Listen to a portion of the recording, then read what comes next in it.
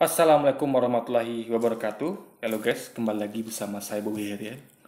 Kali ini saya ingin membahas tentang orang-orang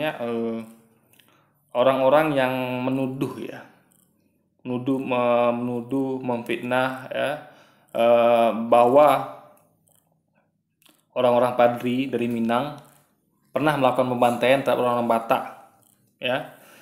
Bahkan dengan kejinya menganggap bahwa itu pahlawan nasional yang muncul itu bukan pahlawan sebenarnya, tapi dia adalah pelaku genosida bersama pasukan Padri.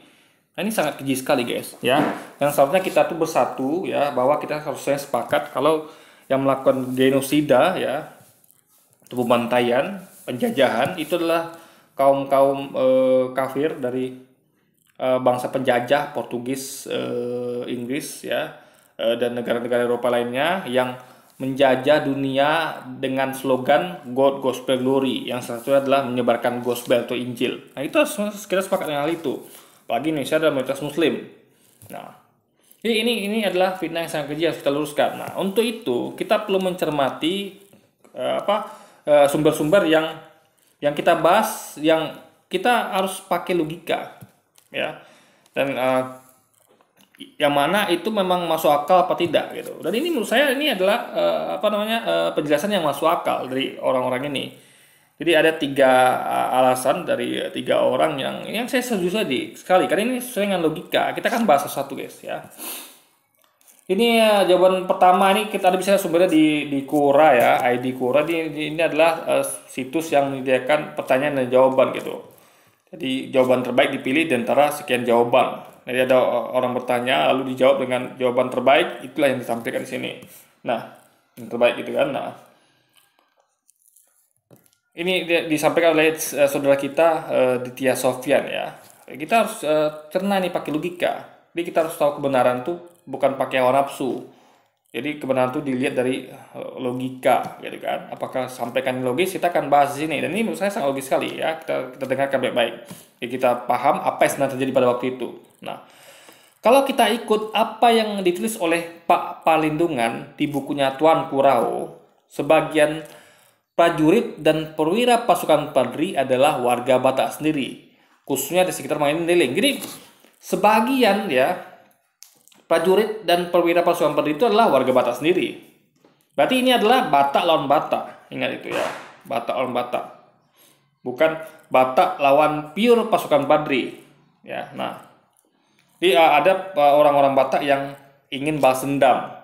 Ya, wajar orang pengen balas dendam, wajar kalau dia diperlakukan seperti itu. Jadi yang salah kenapa orang tuh melakukan itu dahulu. Jadi jangan lupa ketika ada orang balas dendam, yang perlu dicermati adalah apa yang dilakukan duluan oleh orang yang melakukan itu gitu. Jadi kenapa orang yang balas dendam gitu? Itu yang perlu dipertanyakan. Jadi jangan hanya menyalahkan orang yang balas dendamnya gitu kan. Nah, jadi sebab mulanya itu yang harus kita cermati, atau salah apa harus kita harus kita sikapi gitu.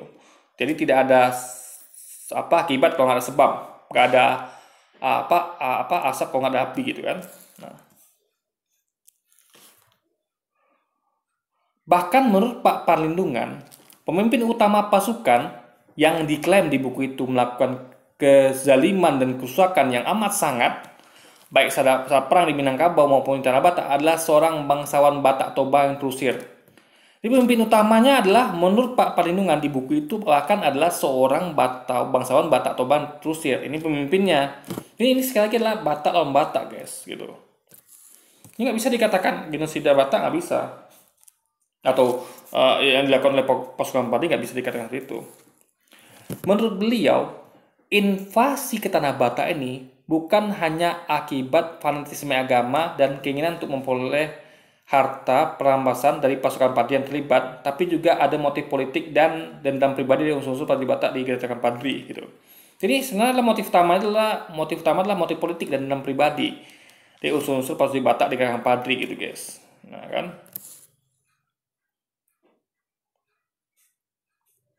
Nah, ini berhubungan dengan yang lainnya, bentar ya, mana ya. Nah, ini analisis berikutnya, guys. Nih, yang perlu kita cermati ya. Nah, ada yang bahkan meragukan kisah sejarahnya. Dan ini lihat penjelasan juga masuk akal ya. Jadi kenapa demikian? Kenapa diragukan gitu kan? Nah, karena rata-rata artikel atau tulisan orang Indonesia tentang kisah sejarah tersebut mengacu pada tulisan yang dibuat oleh Mangaraja Onggang Panlindungan atau MOP. MOP menulis tentang pemantaian orang Batak oleh orang Minang Muslim berpaham Hambali atau Wahabi di bukunya ketika menikmati masa pensiunnya dimulai di tahun 1994. Jadi tahun 54 adalah tahun ketika politik komunis PKI lagi booming. Kita tahu bagaimana PKI itu selalu menjadikan umat Islam ya kan. Jadi semua yang berbau Islam itu disudutkan gitu. Nah, disalah-salahkan. Seperti yang sama-sama kita tahu, Indonesia punya sejarah di mana orang-orang agamis Muslim ya dan orang-orang komunis saling berseteru, walaupun kemudian dibungkus di dalam nasakom. Ibarat air dan minyak, Anda persatukan dalam gelas tidak akan pernah sinkron. Komunis memiliki hubungan baik dengan Soekarno pada saat itu. Sebelum mulai menikmati masa pensiun di tahun 1954, MOP ya, Pak Pelindungan ini di tahun 1950 ditunjuk oleh pemerintah rezim Soekarno menjadi direktur di pabrik senjata milik pemerintah. Jadi orang ini cukup dekat dengan pemerintah rezim Soekarno.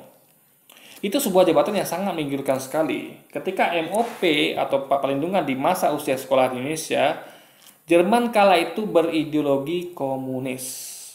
Ketika dia lulus sekolah, dia memilih Jerman untuk lanjut studi atau kuliah. Jadi dia ini seorang yang disinyalir berpaham komunis, ya. Logikanya, tentunya MOP sudah mengenal tentang Jerman hingga ke ideologinya yaitu komunis, lalu memilih lanjut studi ke sana. Selain itu, Karl Marx pelopor salah satu varian paham komunis yang sangat populer berasal dari Jerman. Oleh karena itu, bisa saja ya MOP punya keberpihakan kuat pada komunis dan Soekarno dan tidak menyukai golongan agamis. Di masa politik komunis PKI lagi booming di abad 20 Masehi, orang-orang Minang adalah salah satu golongan yang terdepan mengkritik komunis dan Soekarno. Berhubung Padri punya sejarah penjerban Islam di abad 19 Masehi, bisa saja cerita pembantaian tersebut dibuat untuk menghadapi golongan agamis dari Sumatera Barat karena buku tersebut ditulis tahun 1954. Ya, jadi ini logika sekali guys, logis sekali.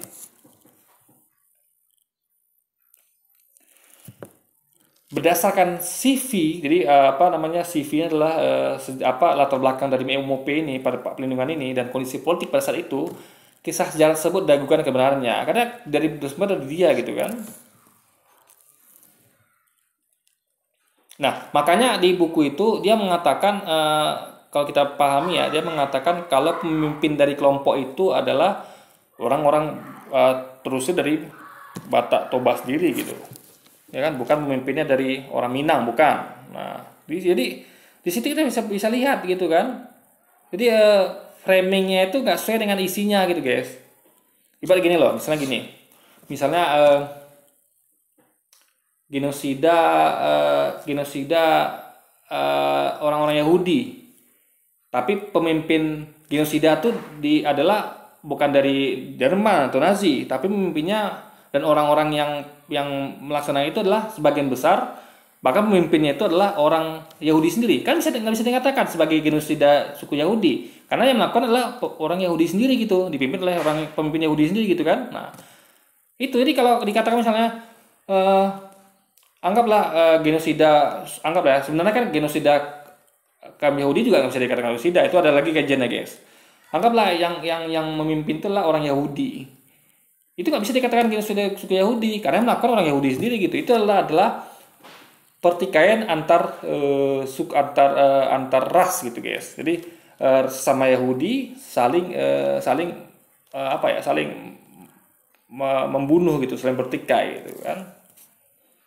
Nah, dan ini logika ini kita bisa sambung melalui kalau ada pertanyaan bagaimana dengan peperangan sesama orang Minang antara kelompok Padri dan kelompok adat di tahun 1803 sampai 1837. Nah, ini sudah saya bahas di video saya yang tentang meneruskan sejarah Imam Bonjol itu kan. Jadi Anda perlu bisa tahu bagaimana kondisi masyarakat Minang terjadi peperangan antara mereka. Kita tahu melawan penjajah ini berat guys, ya. Jadi kita melawan penjajah itu dengan semangat jihad. Kalau tidak ada jihad mungkin susah kita menang untuk berperang. Karena apa? Karena semangat jihad itu tidak mementingkan harta, nyawa, ya. Pokoknya maju terus, pantang mundur. Itu semangat jihad. Merdeka atau mati syahid, itu semangat jihad. Jadi kalau nggak merdeka mati syahid. Nggak ada takutnya guys. Karena kematian itu adalah mati syahid, dibalas Allah dengan surga gitu. Nah, makanya semangat itu ditumbuhkan ya. Makanya maksiat itu harus diberantas dulu gitu kan. Karena nggak mungkin kita mau mati syahid tapi kita melakukan maksiat, itu nggak mustahil. Orang yang niat mati syahid itu ya betul-betul tempur ya tanpa memikirkan nyawanya, keselamatan dan hartanya, itulah orang-orang yang mati syahid itu yang mengincar syahid itu tentu harus meninggalkan maksiat tentunya. Karena nggak mungkin orang yang bermaksiat tuh bisa bermimpikan mati syahid. Berjuang mengincar mati syahid itu nggak mungkin guys. Ya kan? Karena mati syahid itu adalah mati yang suci, yang lepas dari dunia gitu. Fokusnya hanya bagaimana mencapai ridha Allah ya. Itu harus meninggalkan maksiat. Nah, waktu itu kita dijajah dan dibodohi penjajah Eropa, belum menjadi bangsa yang maju di masa tersebut, suka sabung ayam dan suka mabuk dengan minum keras. Nah, ini bagaimana kalau kita seperti itu? Nah, makanya dibutuhkan cahaya akidah ya syariat Islam untuk melawan penjajah. Karena penjajah menyebarkan gospel, semboyannya gospel glory. Maka dilawan dengan jihad pada waktu itu, guys. Lalu paling parah bahkan suka opium. Jadi, keenam hal di atas adalah kebodohan. Tentunya penjajah senang membiarkan masyarakat Minang terus-menerus hidup dengan kebodohan seperti itu tanpa kemajuan. Makanya diubah oleh orang-orang padri supaya penjajah ini bisa dilawan itu, guys. Cina yang sudah maju di tahun 1800-an bahkan hampir kolaps hanya karena opium dari penjajah Eropa di tahun 1800-an. Apalagi kalau bangsa pada waktu itu belum maju. Jadi penjajah itu melemahkan jajahannya itu dengan membuat bangsanya bodoh gitu kan. Suka judi, suka sabung ayam, suka opium. Itu bikin bangsa lemah. Makanya kalau ada tonton video-video film-film perjuangan China itu ya, kayak film Ip Man, film apapun itu yang melawan penjajah, itu selalu masalahnya adalah narkoba satunya, kebodohan. Nah, itu yang diberantas oleh orang-orang pendekar di sana itu ya, untuk melawan penjajah, guys. Bangsa penjajah Eropa juga suka melakukan kebodohan. Akan tetapi, di samping kebodohan mereka juga memiliki kemajuan yang sudah dimiliki sejak lama, bahkan sejak Kerajaan Romawi. Kalau Anda maksa kebodohan Anda ingin keluar misalnya, setidaknya juga memiliki kemajuan di samping kebodohan. Jadi memiliki kelebihan di samping kebodohan. Sementara waktu itu kita lemah sekali. Selain bodoh juga tidak maju, guys. Jadi kalau tidak, Anda hanyalah sebuah sampah masyarakat tidak berguna karena hanya memiliki kebodohan tanpa kemajuan. Jadi kemudian kelompok padri berusaha menghentikan kebodohan tersebut. Memang tidak harus dengan prinsip Wahabi dari kelompok padri untuk menghentikan kebodohan tersebut. Masalahnya hanya ada kelompok padri yang berniat untuk menghentikan kebodohan tersebut di wilayah Minangkabau pada saat itu, tidak ada yang lain gitu. Jadi hanya kelompok padri yang peduli, guys, gitu loh. Jadi bangsa penjajah Eropa tentunya lebih membiarkan kebodohan tersebut dan membantu kelompok adat memedangkan peperangan lawan kelompok padri. Jadi karena Belanda tuh suka masyarakat Minang tuh bodoh ya, masyarakat Indonesia bodoh, tentunya dia memilih pasukan adat yang mempro pada kebodohan itu gitu kan, sabung ayam, judi dan segala macamnya gitu. Nah ini dari anonim ya, orang yang nggak mau menyampaikan namanya ada. Kalau yang saya tangkap, dan saya setuju pada beliau ini ya, dan ini logis sekali. Kalau yang saya tangkap dalam pertanyaan ini adalah dua hal yang hendak dipertanyakan. Pertama, apakah ada pembantaian pada perang padri? Kedua, apakah orang Minang yang melakukan pembantaian tersebut? Saya meragukan adanya pembantaian dalam arti seperti Holocaust yang dilakukan Nazi terhadap Yahudi ketika perang padri. Kalau benar adanya pembantaian pada saat itu, maka mungkin ada dokumen-dokumen Belanda yang bisa kita pegang atau baca saat ini. Karena waktu itu Belanda yang merekam semuanya, guys. Yang punya yang memungkinkan untuk merekam itu semua gitu. Apalagi kalau Belanda adalah musuh Indonesia, tentu musuh Islam pada waktu itu, karena dia slogannya ada gospel glory, pasti bertentangan dengan Islam, karena dia gospel. Jadi lawannya pada waktu itu tentu para mujahid Islam gitu kan. Nah, jadi Belanda sebagai musuh Islam pada waktu itu sendiri tidak ada menulis dokumen tentang itu gitu. Musuh yang jelas dari musuh Islam pada waktu itu nggak ada. Nah, ini masa kita dari bangsa sendiri mengada-ngada gitu kan? Nah, itu logikanya, guys.